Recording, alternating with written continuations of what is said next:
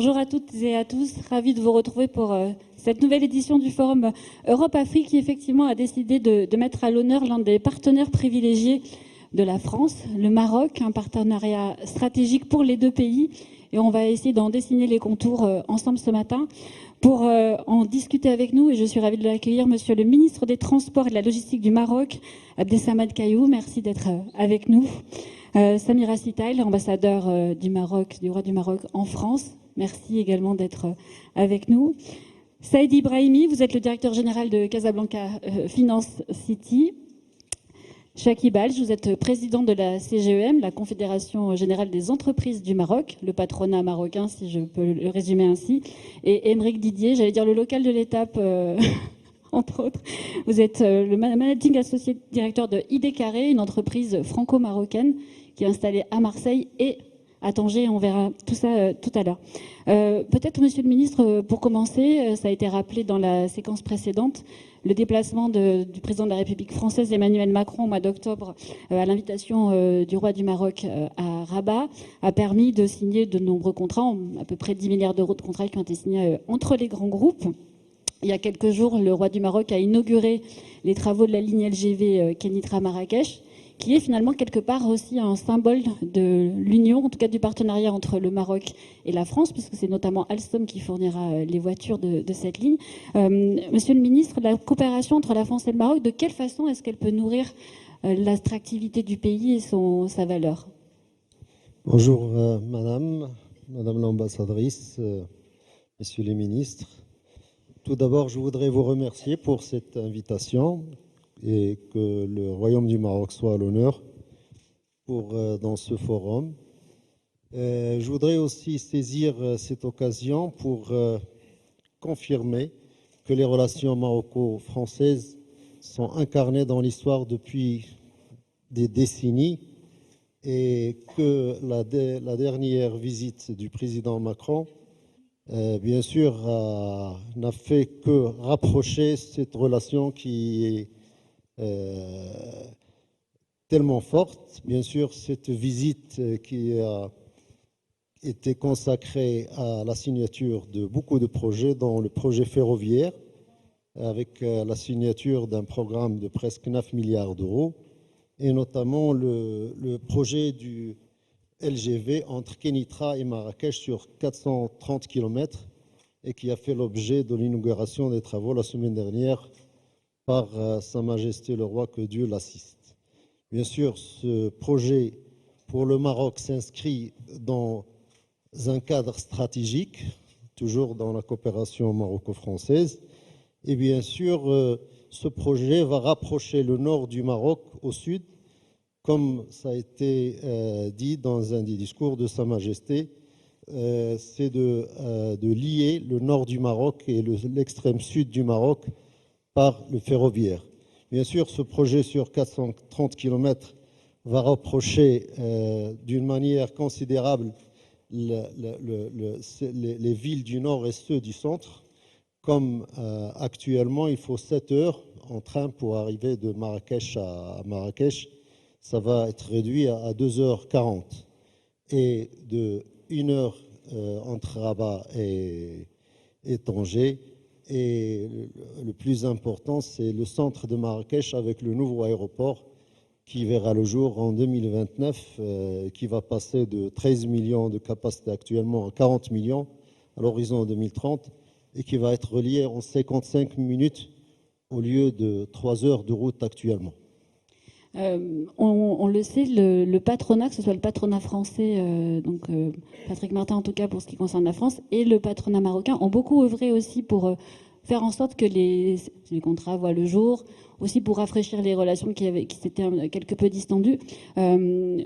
Finalement, Chaki Balj, ce partenariat se fait aussi, j'allais dire peut-être presque en dehors de tout ce que l'on peut voir, tout ce qui est visible pour tous. Et comment est-ce que vous avez travaillé avec le patronat français? Et comment vous travaillez au quotidien, finalement? Merci d'abord pour l'invitation à la tribune et à la tribune Afrique et d'avoir mis le Maroc à l'honneur. Vous savez, entre le patronat marocain et le patronat français, les relations ont toujours été continues. Nous avons des relations très fortes entre le Maroc et la France. Nous avons une proximité géographique, une proximité linguistique, une proximité, je dirais, même administrative et juridique, qui fait que, naturellement, les relations entre le Maroc et la France sont très fortes. Les entreprises françaises au Maroc, il y a à peu près 1300 entreprises. Tout le CAC 40 est représenté au Maroc. Les entreprises industrielles, la France est un des premiers employeurs au Maroc. Le Maroc est devenu un des premiers investisseurs en France, africain, je veux dire, en France. Donc, les investissements sur cette année ont été multipliés par 5. On est passé d'à peu près 400 millions d'euros à presque 2 milliards d'euros d'entreprises marocaines qui investissent en France. C'est dire l'importance des relations entre nos pays. Bien sûr, nous avons travaillé, nous avons œuvré à travers on a aussi le club France-Maroc qui est très dynamique et qui est une émanation de la CGM et du MEDEF. Et il y a eu toujours des réunions pour préparer la visite du président Macron et je pense que ça a été couronné de succès. Ça a été un catalyseur pour lancer des investissements importants. Vous avez parlé d'à peu près 8 milliards d'euros dans différents secteurs comme le dessalement, oui, sur des projets très innovants également, dont le dessalement d'eau de mer. Voilà, dans le dessalement d'eau de mer. Je crois que la plus grande station de dessalement va être à Rabat, qui est un partenaire public-privé. Aussi, dans bien sûr le TGV, le port de Nador, où il y a un partenaire avec CGM. CGM. Voilà. Et aussi, il y a beaucoup de potentiel. Je pense qu'on est au début du partenariat. Un nouvel ère se présente, un partenaire qui... On va en reparler effectivement de ça, mais je voudrais demander à Casablanca Finance City, qui finalement accompagne les entreprises, entre autres. Vous avez un regard finalement sur cette attractivité. Vous voyez les entreprises venir s'installer au Maroc, venir créer des partenariats, nouer des liens. Est-ce qu'il y a un avant-après la visite du président de la République française? Et est-ce qu'on est dans une nouvelle ère? Bonjour d'abord et merci pour l'invitation à la tribune et à la métropole de Marseille. Alors, il y a eu effectivement une période un petit peu tendue au niveau des relations politiques. Néanmoins, même pendant cette période, les échanges commerciaux ont connu une croissance. Entre 2023 et 2022, c'était pratiquement 10% de croissance. Donc les relations affaires n'ont jamais cessé. Alors nous, au niveau de la place financière, nous accueillons des groupes internationaux au sens large qui choisissent Casablanca pour se projeter sur le continent africain. La métropole parlait d'être un tremplin et un lien entre l'Europe et l'Afrique. C'est exactement le positionnement que nous avons de l'autre côté. Et donc, nous accueillons des entreprises internationales qui s'installent au Maroc, mais pour se déployer sur le continent. Je ne vais pas parler des entreprises qui viennent au Maroc pour investir au Maroc et se développer au Maroc. Ça fera partie de la session suivante avec nos amis de l'AMDIE et Monsieur le ministre des Investissements. Voilà. Samira Sital. Oui. Est-ce que... Bonjour. Bonjour. Bonjour. Est-ce que finalement, il n'y a pas une occasion pour l'Europe aujourd'hui de saisir, et pour la France, de saisir un partenariat renforcé avec le Maroc? Est-ce qu'on est vraiment dans une nouvelle ère? Moi, je crois qu'il s'agit... Bonjour à tous. Merci de nous recevoir. Merci aux équipes de la tribune et bien évidemment à la grande métropole de Marseille de nous recevoir et de rendre honneur au Maroc et de lui donner toute cette place aujourd'hui lors de ce forum. Je crois qu'il s'agit de rompre avec des pratiques anciennes.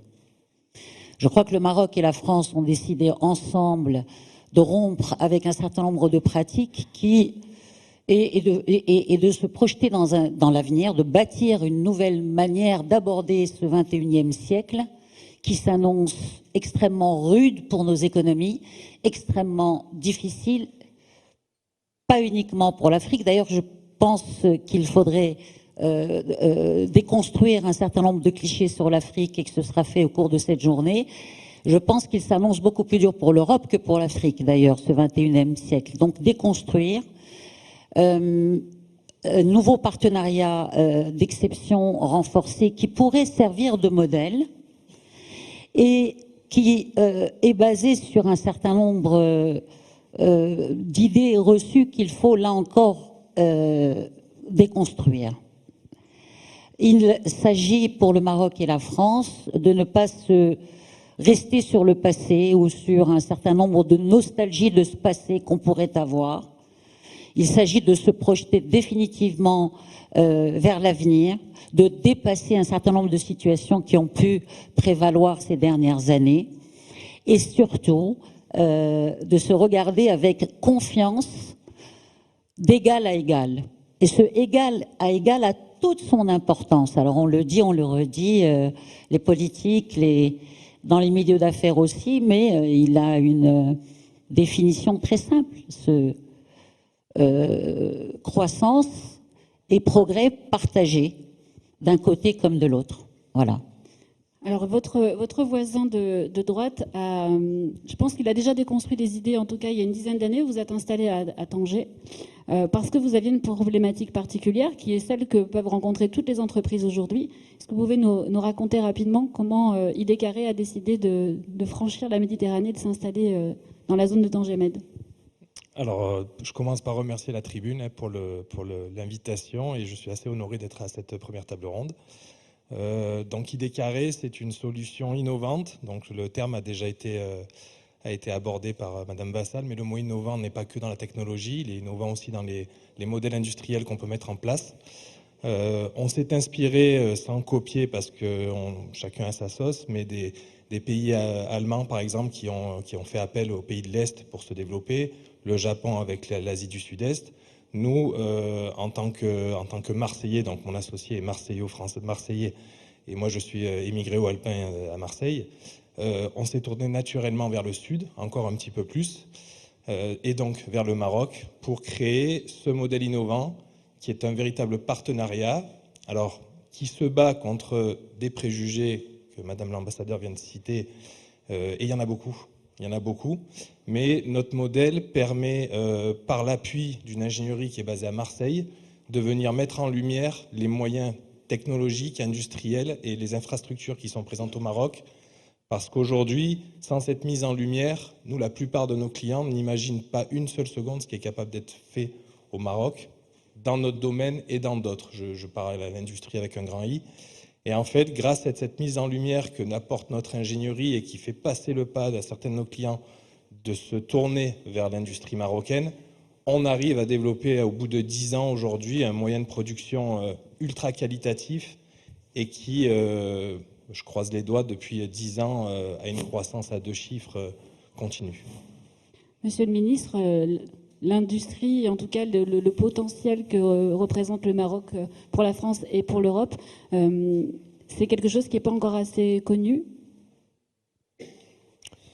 Non, je dirais que la présence de la France au Maroc, dans le cadre de partenariats multidimensionnels, si je peux parler du secteur qui est sous la tutelle du ministère du Transport et de la Logistique, et des grands projets qui sont en cours, notamment dans l'aéroportuaire, le ferroviaire, qu'on venait d'en parler, le maritime et le secteur de la logistique, qui font des secteurs que la France a une maîtrise. Et bien sûr que le savoir-faire des entreprises françaises va être la bienvenue. Il l'est déjà. Par exemple, dans la vision des aéroports 2030, comme vous savez, le Maroc co-organisera la Coupe du Monde avec le Portugal et l'Espagne. Et bien sûr, le Royaume a suivi une politique qui est déjà qu'il a commencé déjà en exécution, y compris le projet ferroviaire, pour recevoir cette grande manifestation mondiale, notamment les aéroports 2030, qui vont permettre à la capacité aéroportuaire de passer de 40 millions actuellement à 80 millions à l'horizon 2030, avec l'extension de 7 aéroports, notamment les villes qui vont abriter la Coupe du Monde, et surtout la construction d'un nouveau aéroport, un nouveau hub à Casablanca, qui va à lui seul avoir une capacité de 40 millions, avec l'extension du parc de la Royal Air Maroc, que vous avez insinué tout à l'heure, qui va passer de 50 avions à 120 avions à l'horizon 2030. Et donc avec du Airbus. Bien sûr qu'il sera la bienvenue. En tous les cas, les discussions ont été ouvertes depuis longtemps et je pense que ça ne peut aller que dans le sens positif. Et je voudrais aussi parler du maritime que nous encourageons avec des lignes qui vont être ouvertes, surtout entre le Maroc et surtout le nouveau port de Nador-Ouest, qui va jouer un rôle très très important entre les deux pays. Et surtout le secteur de la logistique. Comme vous savez, le Maroc a adopté une politique de la logistique pour mieux servir les villes et désenclaver les villes, et aussi le respect des engagements du Royaume au niveau environnemental. On est sur un projet sur les 12 régions, sur à peu près 2000 hectares. Et je sais que les entreprises françaises ont un savoir-faire assez important au niveau de la logistique. Peut-être pour Chakib Belge, il y a effectivement la coupe de foot de 2030 dont on parle depuis quelques minutes. Vous avez, en tout cas avec Business France, vous avez déjà commencé à mettre en relation les PME, en tout cas à essayer de créer une task force commune avec peut-être un modèle qui pourrait s'exporter plus tard.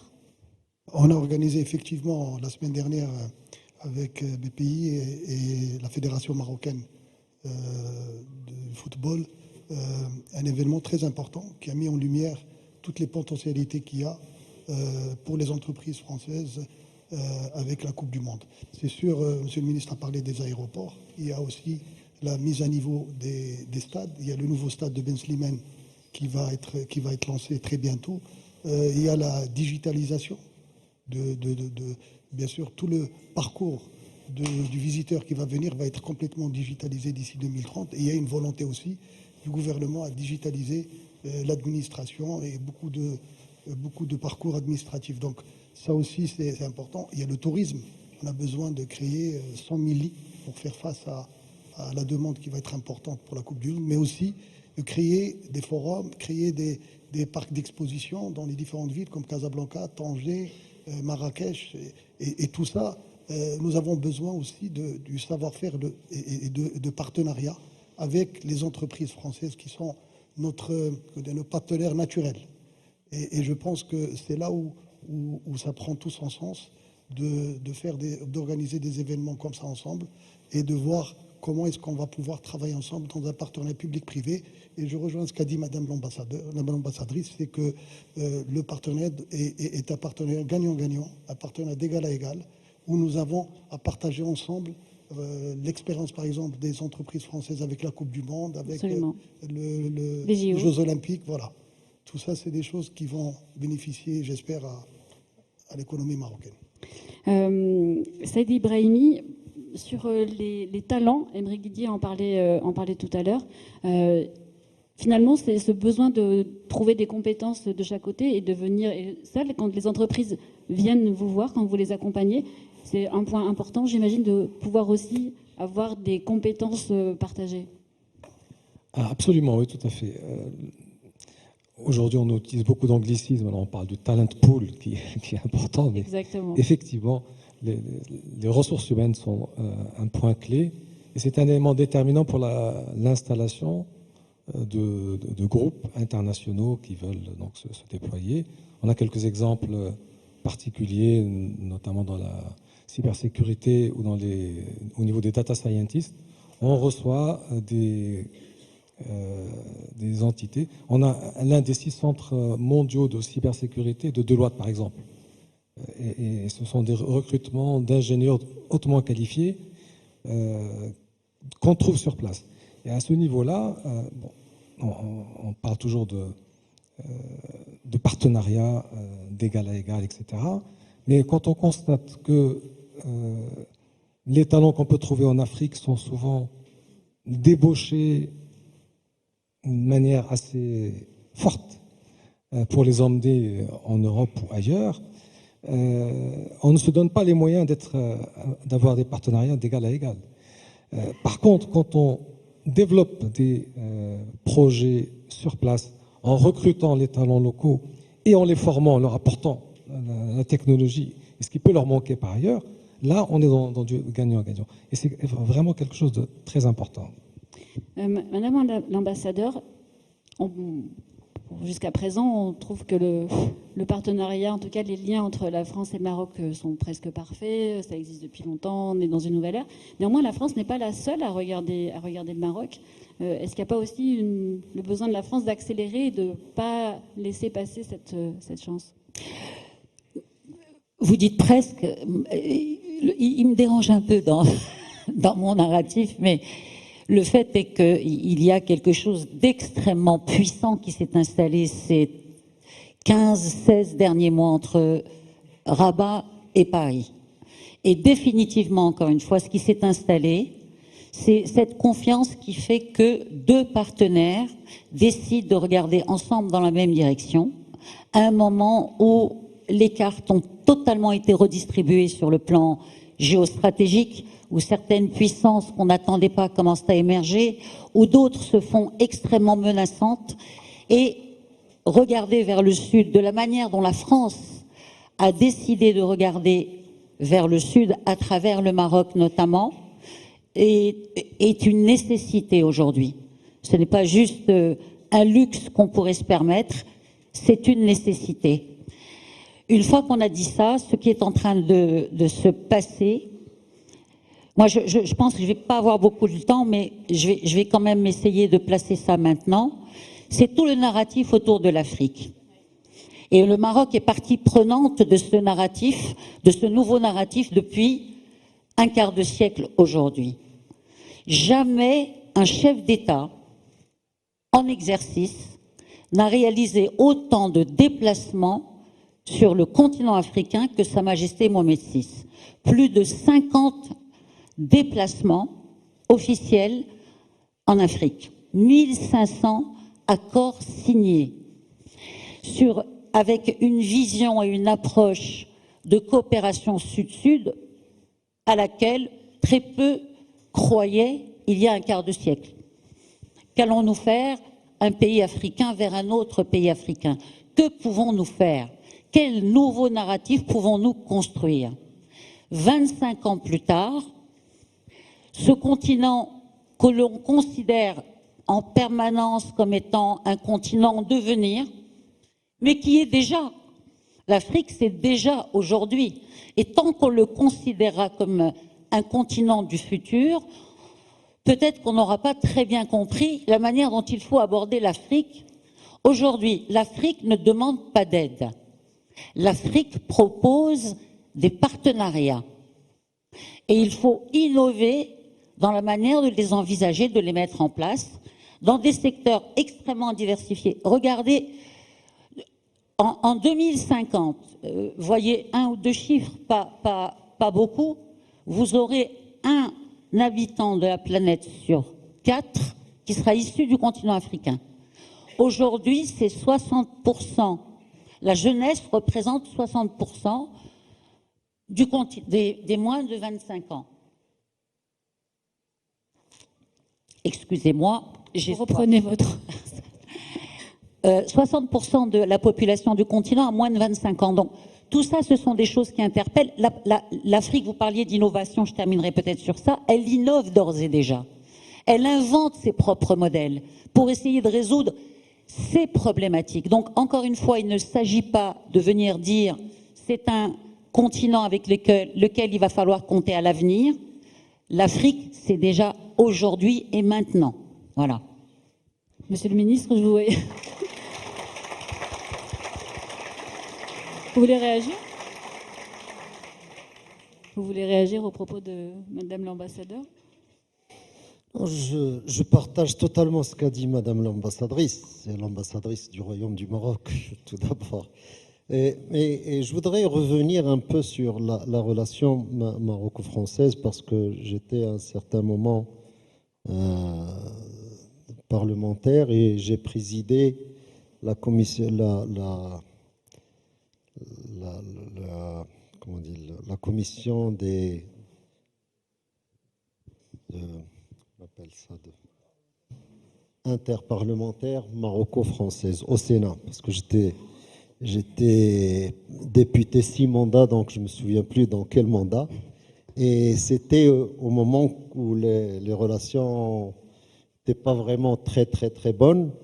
Et je me rappelle de ces visites qui ont été échangées entre la partie française et marocaine, et notamment une visite en 2019 avec la présidence du président Kamban, qui était aussi président de la Commission des Affaires étrangères et de la Défense. Et on avait fait la visite au sud, les frontières avec la Mauritanie, à Guergarat. Et à l'époque, beaucoup de la partie française n'y croyaient pas beaucoup. Et à l'époque, cette délégation, dont beaucoup de partis qui ne croyaient pas dans la vision qui se réalise aujourd'hui, comme a dit Madame l'ambassadrice, avait eu le courage d'aller à ce checkpoint de Guergarat et avait exprimé à l'époque que la France était en train de perdre du temps. Et c'est malheureusement ou heureusement, 6 ans après, on vient pour consolider ce qui est le cas aujourd'hui. Mais il faut dire aussi qu'on a perdu du temps. Oui, parce que 6 ans, c'est très long. Donc, oui. C'est quand même du temps perdu. Mais je rejoins tout à fait ce qu'a dit Madame l'ambassadrice. L'Afrique, c'est aujourd'hui, c'est pas le futur. C'est pas demain. Et c'est le cadre de travail, de partenariat win-win. C'est ce prototype qui prime toute relation du présent et de l'avenir. Aymeric Didier, ce modèle que vous avez imaginé il y a 10 ans, donc en étant pionnier sur cette façon de considérer en tout cas les ressources et les talents qu'il y avait au Maroc, est-ce que vous voyez d'autres entreprises essayer de l'appliquer? Est-ce que vous-même, vous pouvez dire, ben voilà, ça fonctionne et il y a une opportunité à saisir pour les PME françaises? Alors nous, la publicité du modèle, elle est continue, hein, puisque notamment via la TFE, la Team France Export, on a été mis ambassadeur avec mon associé. Moi, j'encourage toute société qui, dans un domaine où la compétition, elle n'est pas que franco-française, le Made in France, c'est très très bien, on a tous envie que ça se passe comme ça. La compétition, elle est mondiale, et si les pays et les continents ne se rapprochent pas autour de modèles un petit peu innovants et compétitifs, certains pays, et je cite la France, sortiront et sont déjà sortis de certaines compétitions. Donc, soit on innove dans ce sens et on va chercher des partenaires, parce que c'est ça, c'est pas des sous-traitants, c'est pas des clients ou autres, c'est vraiment du partenariat. Tout le monde y gagne et tout le monde apporte sa compétence et son talent. Que ça soit de l'ingénierie, il y en a des deux côtés de la Méditerranée, mais chaque pays a sa spécificité et a ses capacités. Nous, aujourd'hui, le combo France-Maroc, il est gagnant-gagnant sur toute la ligne. Et comme on le disait, les talents sont à un endroit, et si on donne les conditions technologiques et les projets pour se projeter dans l'avenir, chaque personne adhère à la société. Nous, il y a une très forte adhésion de chaque côté de la Méditerranée, et tout le monde a bien compris le projet d'Idées Carrées, qui est de développer véritablement une équipe commune. Il n'y a que la Méditerranée qui nous sépare. Il n'y a pas de doublement de postes, c'est-à-dire que les gens qui font des choses à Marseille, il n'y a pas le même travail qui est fait au Maroc, c'est un complément total. Et moi, c'est vraiment un encouragement global que l'on essaie de porter à travers diverses interventions, de dire, pour rester dans la compétition ou pour entrer dans la compétition, ces deux pays et ces deux continents ont beaucoup à gagner. On a ouvert un troisième volet et c'est ce que nous avait vendu avec un accueil, je les remercie encore 10 ans après, de la MDI, à l'époque où on explorait la piste Maroc. On nous avait vendu le Maroc comme un hub vers le reste de l'Afrique. C'était il y a 10 ans, même 11 ans déjà. Je confirme, parce que c'est la réalité. Aujourd'hui, nous, on se tourne vers la Mauritanie, le Sénégal et la Côte d'Ivoire pour aller chercher des partenariats, pour apporter notre compétence dans ces pays vers un partenaire qui est déjà implanté et qui voudrait créer des moyens de production qualitatifs pour répondre au local content qui est demandé dans ces pays qui ont des projets pharaoniques, comme c'est le cas au Maroc. On parle du dessalement. Je vous confirme, puisque je viens de ce domaine, ça va être la station la plus grande au monde, en dépassant largement la dernière qui a été faite en Arabie Saoudite. Donc, je veux dire, mondialement, il y a une place. Donc on a de jolies perspectives. Peut-être une question pour vous tous. Qu'est-ce qu'il faudrait faire maintenant? Qu'est-ce qui reste à faire? Quel type de projet il faudrait développer? Et pour, on va dire, se mettre dans la dynamique que vous avez évoquée, Madame l'ambassadeur. Ben écoutez, il y a un certain nombre d'initiatives qu'a entrepris le Maroc très très brièvement et qui transforment, elles également, le récit de la coopération sur le continent africain. Je parle de l'initiative Atlantique, par exemple, qui est proposée par le Maroc à ses partenaires de la façade atlantique, 23 pays, dont il s'agit de sécuriser le développement, sécuriser les populations, sécuriser les économies. Il y a cette initiative atlantique destinée aux pays du Sahel. Il y a quelques jours encore, Sa Majesté Mohamed VI recevait les 3 ministres des Affaires étrangères du Niger, du Mali et du Burkina Faso, lesquels adhèrent totalement d'ailleurs à cette initiative qui est destinée à leur offrir un accès à la mer et donc à doper leurs économies de 30 à 40%, en tout cas pour ce qui est de leurs exportations. Et puis vous avez évidemment ce gazoduc avec le Nigeria, qui n'en est plus, n'en déplaise à certains, au stade de projet, mais de réalité, qui vont apporter, pas seulement au Maroc, encore une fois, et là, je répète, c'est le récit de la coopération sur lequel il faut influer l'ensemble de ces pays du continent, lesquels pourront être arrimés de manière plus définitive au développement. Et pour terminer, revenir à notre partenariat d'exception rénové avec la France, nous sommes en train de travailler sur une feuille de route africaine commune, Paris et Rabat. Ce récit de la coopération, ce nouveau récit de la coopération est au cœur de cette feuille de route. Et bon, je ne peux pas en dire plus pour l'instant, mais ce sont des préoccupations partagées et des ambitions partagées pour le continent. Qu'est-ce qu'il reste à faire? Écoutez... On finira par Monsieur le Ministre, vous inquiétez pas. Monsieur le Ministre aura le dernier mot, très bien. Moi, je vais revenir, si vous permettez, sur la réflexion tout à fait pertinente que je partage de Madame l'ambassadeur sur l'Afrique. Et juste pour rappeler que Casa Finance City a été lancé en avril 2010, sous l'impulsion de Sa Majesté, avec un mandat très clair, créer une plateforme efficace, efficiente, pour amener des groupes internationaux qui veulent se déployer en Afrique et attirer les capitaux internationaux vers le continent africain. Donc c'est une vision qui remonte à longtemps. Et aujourd'hui, nous avons un écosystème où il y a à peu près 30% d'entreprises marocaines qui sont installées dans les secteurs finances, bien sûr, mais aussi des sièges régionaux de multinationales, des services professionnels qui pilotent tout ou partie de leur activité africaine.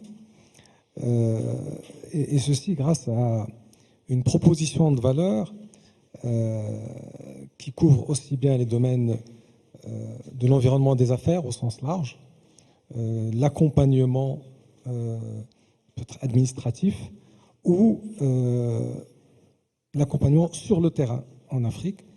Et notre communauté de membres aujourd'hui, 240 entreprises qui sont toutes dédiées au continent, opèrent dans 50 pays africains. Donc il y a réellement une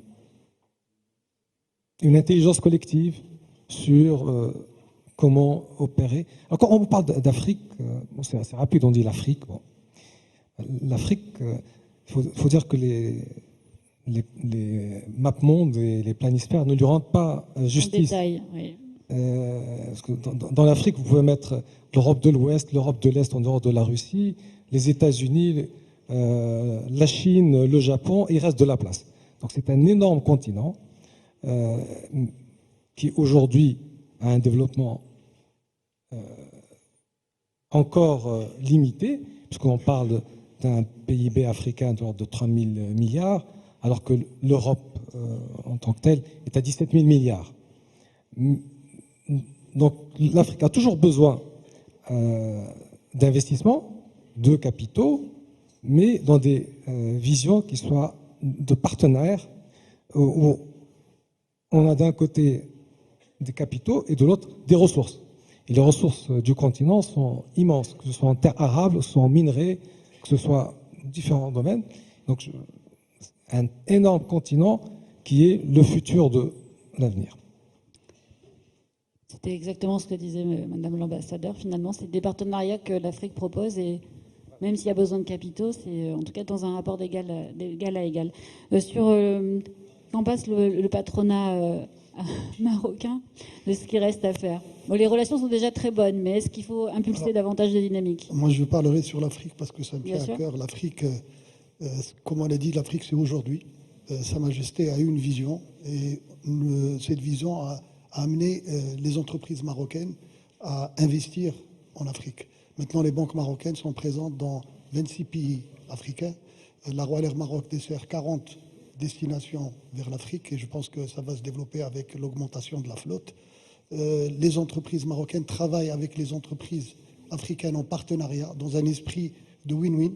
Nous avons déjà et les entreprises marocaines sont très bien accueillies en Afrique. Ça, c'est un point important. Comme on l'a dit, l'Afrique regorge de ressources naturelles. 60% des terres arables, s'ils s'organisent, ils peuvent même exporter vers l'Europe. On peut imaginer l'Afrique dans quelques années exporter des produits agricoles vers l'Europe, alors que maintenant elle importe 80% de ses besoins. Les ressources naturelles en énergie renouvelable sont énormes, qu'elles soient éoliennes, hydriques ou solaires. Donc tout ça a un potentiel énorme. La population est jeune. La population, d'ici 2050, fera plus de 2,5 milliards de personnes, avec une population qui va avoir moins de 20 ans. Tout ça, c'est un potentiel qui est énorme. Il va falloir juste bien le catalyser et le canaliser, et le gérer. Maintenant, il y a des choses aussi avec le fait de tout ce qui se passe dans le monde. L'Europe a besoin d'avoir un endroit pour produire. La productivité, donc tout ça va amener l'Europe certainement à venir investir industriellement en Afrique. Et il faut qu'elle le fasse pour pouvoir garder les Africains chez eux et pour pouvoir créer de la richesse, créer une classe moyenne qui va se développer, qui va créer un continent qui va consommer aussi. Donc clairement, l'avenir est clairement en Afrique et je pense que nous l'avons anticipé et nous y croyons très fort. Et comme a dit Madame l'ambassadeur, le partenariat avec la France pour aller investir en Afrique, je pense que c'est une très bonne chose. Aymeric Didier, produire en Afrique, vous avez des perspectives, comme vous l'avez évoqué, la Mauritanie, le Sénégal, la Côte d'Ivoire. D'autres, si vous vous projetez à 10 ans, ce serait quoi l'avenir d'Idées Carrées en Afrique? Alors, à 10 ans, l'avenir d'Idées Carrées, c'est ça, c'est d'avoir réussi à aller chercher les partenariats, de s'être mis en équipe avec d'autres pays de l'Afrique, puisque nous, c'est résolument notre objectif.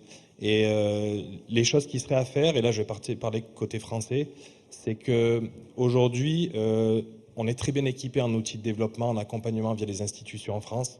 On est très très bien en France sur ce côté-là, je ne reviens pas là-dessus. Par contre, il faudrait arriver, pour ceux qui peuvent agir là-dessus, à orienter un petit peu plus les développements qui sont possibles en France vers ce partenariat. Faire un partenariat avec un autre pays, c'est pas de la délocalisation. Ça n'a rien à voir en fait. La délocalisation, c'est une autre époque.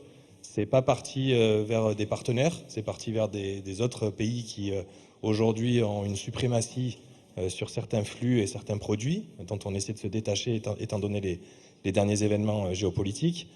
Mais un partenariat, c'est gagnant-gagnant, et c'est pas juste gagnant-gagnant dans la version commerciale des choses, c'est dans la version de la réalité.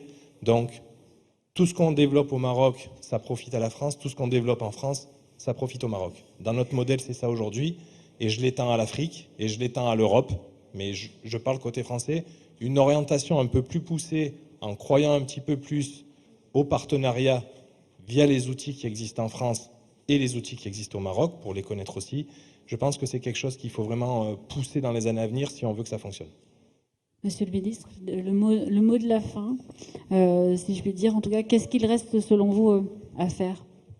On a dit beaucoup de choses ces quelques minutes passées. Je pense que déjà, cet événement, ce très beau forum qui rassemble l'élite de la société maroco-française et puis les grands acteurs économiques et puis les décideurs qui représentent l'administration, c'est une occasion de partager toutes ces idées qui ont été discutées durant ce premier panel, et certainement le deuxième panel va être encore plus intéressant, certainement, parce que le côté investissement avec mon cher ami et collègue M. Karim Zidan, le ministre des Investissements.